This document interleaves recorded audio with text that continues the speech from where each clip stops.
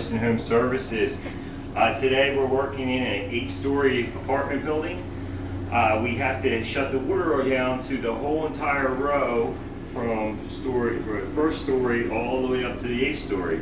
So we're getting ready, we're prepping everything in order to replace a bunch of valves in this apartment. So there's a toilet valve, there's lav sink valves.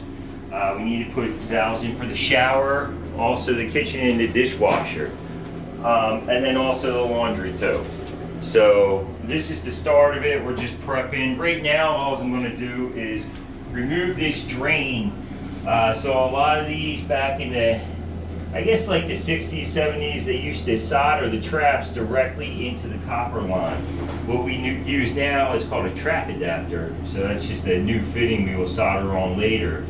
But for now, I'm just going to remove this until the guy is ready to shut the water to the apartment down. So I'm just going to get my torch tip on and get everything ready, and then we're going to pull this off, and you guys can watch if you want how we do this. Alright, so here for this application, this is an 1.25 inch chrome trap. It's brass, but it's chrome plated. So what I'm going to do here is use my big tip. These tips actually have numbers, but I don't know what the numbers are. So I just call this as my pencil tip. This is for soldering like 1/2 inch and 3/4. And then this big boy here, this is for anything that's 1 inch and above. So I'm just going to slide this into my torch right now. And then we're going to get the lighter. I use a lighter and not a striker because everybody in the company tends to steal my strikers. So I just keep lighters in my truck instead.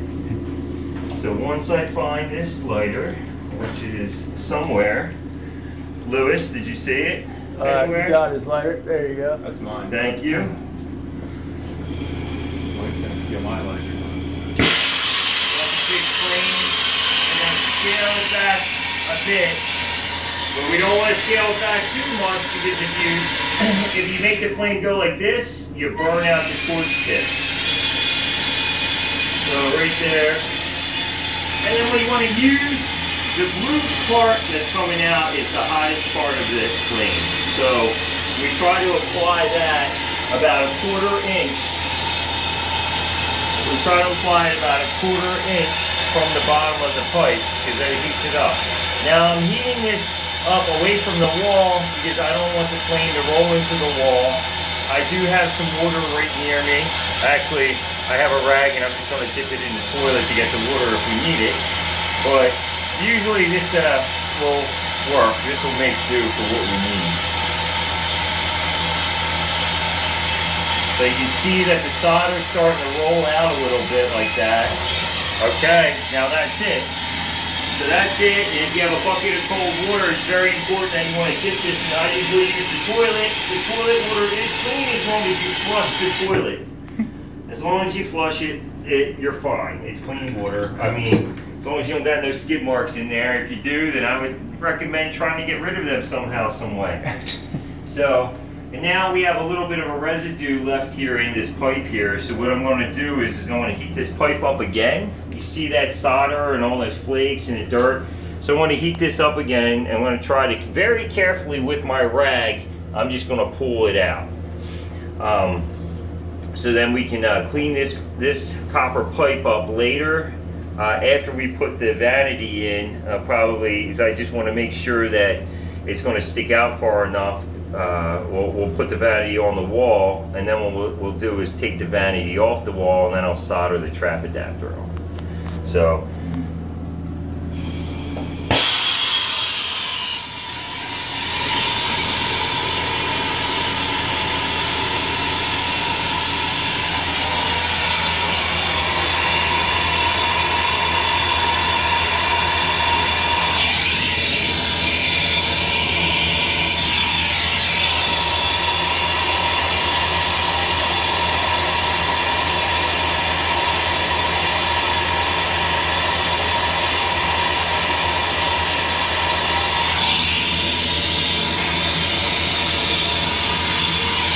I think what I'll do is I'm going to put my smaller tip on here because this flame is just too big. The smaller tip might take a little bit longer. but we'll be able to get that stuff out, and then we won't have to worry about flame rolling back into the wall.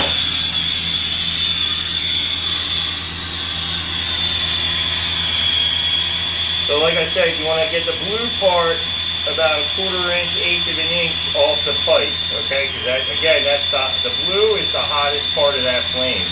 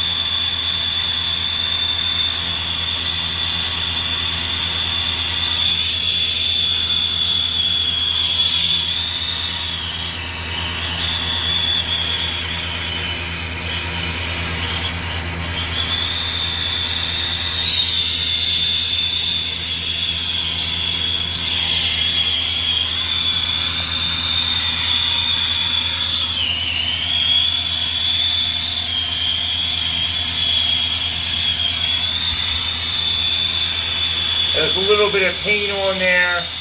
If you heat it up with a torch, usually it comes right off. If it doesn't, we can always clean it up with a scratch cloth or a file. So, I mean, that's pretty good. I'll get the rest of it with a scratch cloth and a file. So, so after we get the water shut off, what we're going to do is heat each one of these water lines up.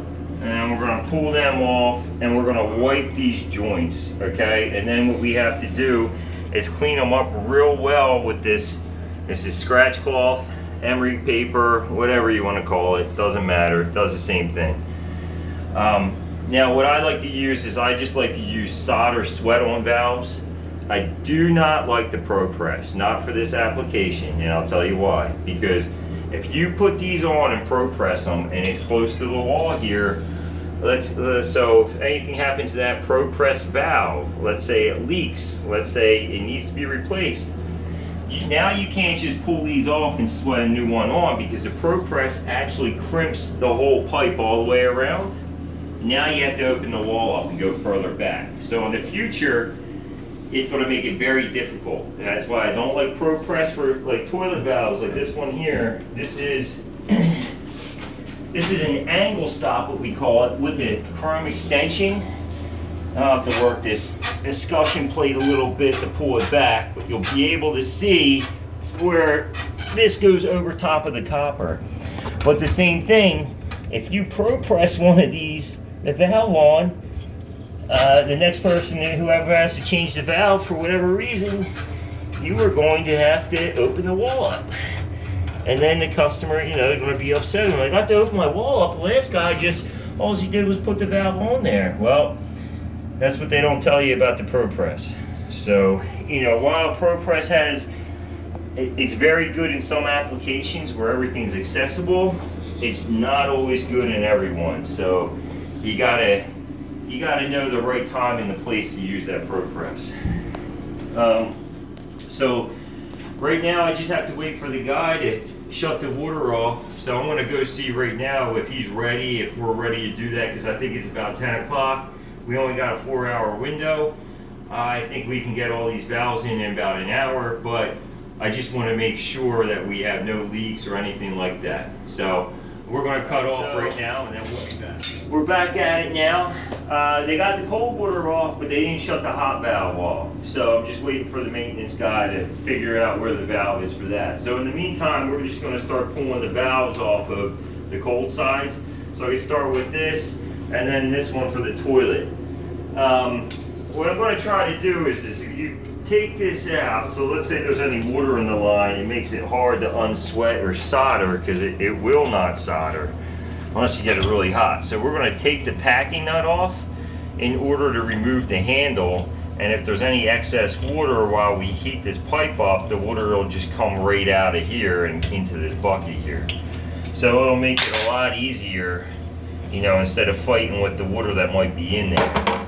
So you see there's a little bit of remnants, but sometimes if the water turns out to be, I mean, if there seems to be an airlock or a vacuum in the pipe, let's say there's a pipe upstairs that's connected to this water system and they didn't open the valve, what can happen is this water will be trapped in there in a vacuum, and then somebody might go to open it, and then all this water will start dumping out. Or the air will work its way into the system, and this thing could just leak constantly. A lot of times when do-it-yourselfers or homeowners or people try to solder, I find that the reason why they can't solder is because there's a couple reasons. You really got to clean everything up. You got to get everything clean. Like you got to get solder, paint, any dirt spots off the pipe. You got to clean the fitting, and it's very important. You have to use flux.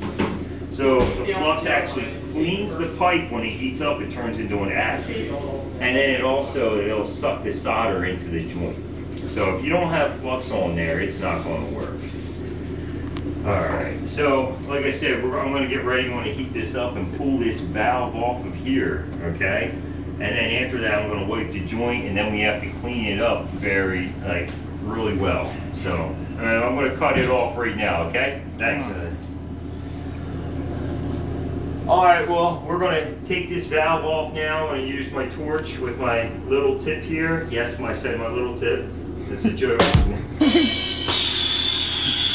Anyway, what we're going to do again is we have to pull the discussion out, because these discussions go on and you can't pull them off unless you cut them. And sometimes they're kind of hard pain to cut, because you have to cut backwards. You know, you take your snips, they're like back there against the wall. So I usually just leave them on unless there's no room there. So if you see again, I'm holding the blue part of the torch a little bit below the pipe. Again, that's the hottest part. And now what I take is, I take my channel lock and you put it on the valve part.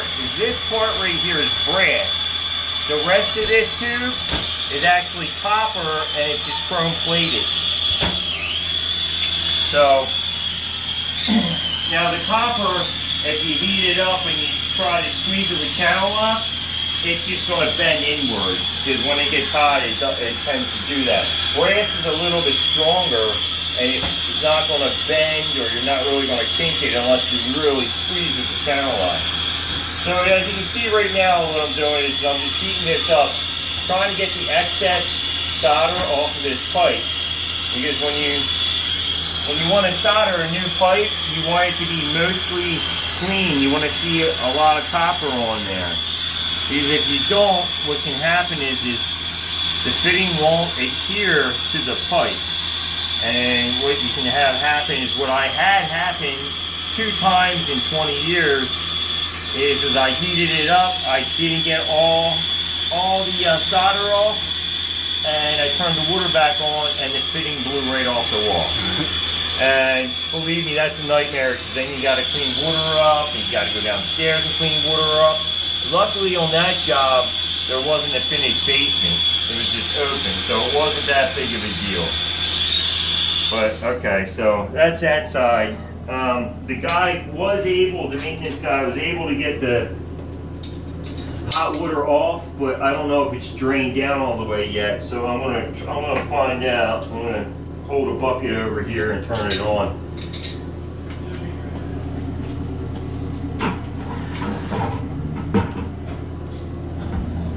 Yeah, so the water is mostly drained down now. And then, like I said, what we're going to do is we're going to take that nut off there, and we have to hold back. We have to hold back on the pipe, on the valve, I mean, when we take this nut off. It's very important. If you don't hold back on this, okay, and you have old plumbing in the wall, and let's say as I've seen a lot of these where the solder is just on the outside of the pipe. The solder doesn't get sucked into the fitting. And if you put any tension on this too much, or like squeeze it or turn it without holding back with another pair of channel locks, you can easily damage that copper pipe.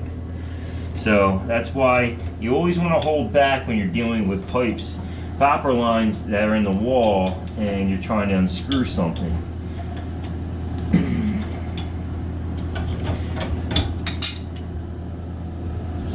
got that right there. Just take this valve off.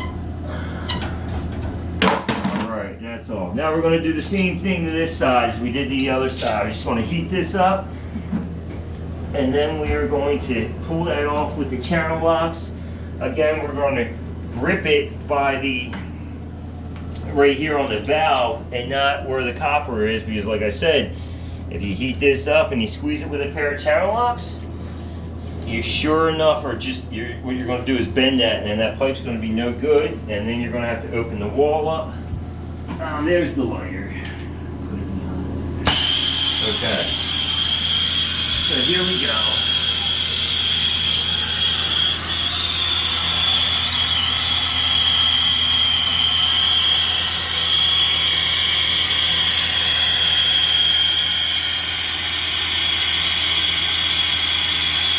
Alright. I think it might be ready to come off. Alright, not yet.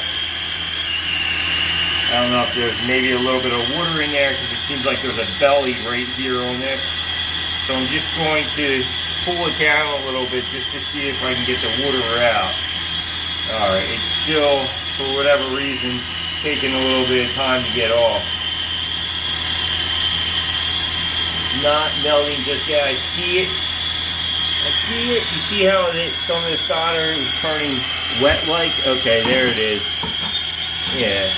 So when the solder looks all glossy and wet, you know it's still hot.